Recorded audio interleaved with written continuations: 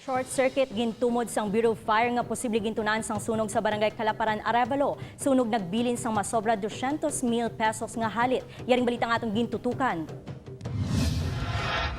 Temporaryo nga nagtinir sa gym ang pila ka mga nasunugan sa Zone 11 Calaparan Arevalo. Ang iban nga pamilya nagtulog sa ilang mga himata. Sa record sang Bureau of Fire Protection, nagdangat sa 11 ka mga balay ang ginlamon sang kalayo nga naglabot sa 267,300,000 pesos. 5 ang totally damaged, kag 6 naman ang partially damaged.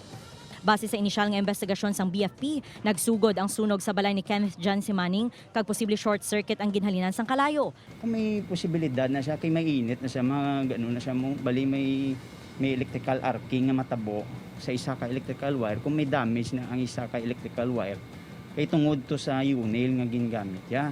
Duha ang nakaangkon sa menor nga pilas matapos nga magbulig sa mga bumbero sa pagpalong sang kalayo. Pahanumdum naman sang BFP sa mga tag-iya sang balay. Electrical connection ginaton sa balay, dapat although nga medyo mahal or expensive siya, galing kiti ang aton la purpose na although nga mahal para sa aton man nga safety.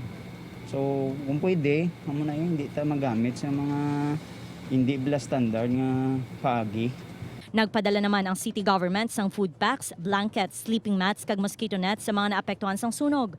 Upod kay Marvin Lauderes, Zen Kilantang, One Western Visayas.